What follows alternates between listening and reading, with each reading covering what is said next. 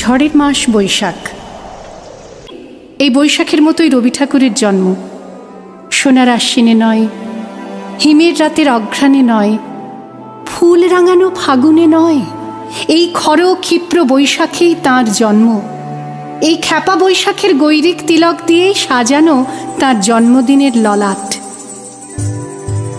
বৈশাখে প্রকৃতির নতুন জন্ম, আমাদেরও নতুন জন্ম এই বৈশাখে, 25শে বৈশাখে, রবি ঠাকুরের জন্মদিনে। দেখতে হয় না ক্যালেন্ডার, জিজ্ঞেস করতে হয় না তারিখটা কবে। আগে থেকেই বুকের মধ্যে সাড়া ওঠে, 25শে বৈশাখ আসছে, রবি ঠাকুরের জন্মদিন। বছরে একটা দিনের জন্য তারা নতুন হয়ে যায়। চারপাশে নীলে লালে সবুজে হলুদে রঙিন ফুলের আলপনা, মাঝখানে খয়েরি রঙের সুতোয় রোজ দুপুরের না ঘুমানো চোখে কাজের ক্লান্ত অবসরে বোনা হয়ে চলেছে সেই 4টে লাইন। উদয়ের পথে শুনিকার বাণী, ভয় নাই ওরে ভয় নাই, নিঃশেষে প্রাণ যে করিবে দান, ক্ষয় নাই তার ক্ষয় নাই।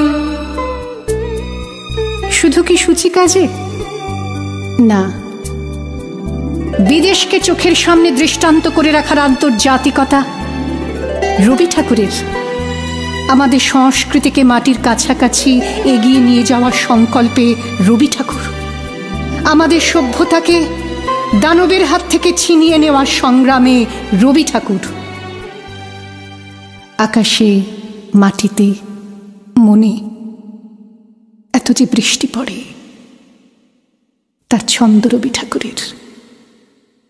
এত যে ফুল ফোটে, তার গন্ধ রবি ঠাকুরের। তাই প্রতিদিনই তাঁর জন্ম, কোনো দিনই তাঁর মৃত্যু নেই। কালের কালা পাহাড় এসে কোনো দিন যদি ভারতবর্ষ থেকে সমস্ত ঠাকুরের পুজোর প্রদীপ নিভিয়ে দিয়ে যায়, তবু একটি ঠাকুরের বেদি চিরকাল থাকবে মাটির সঙ্গে গাঁথা। কোন ঠাকুর? রবি ঠাকুর।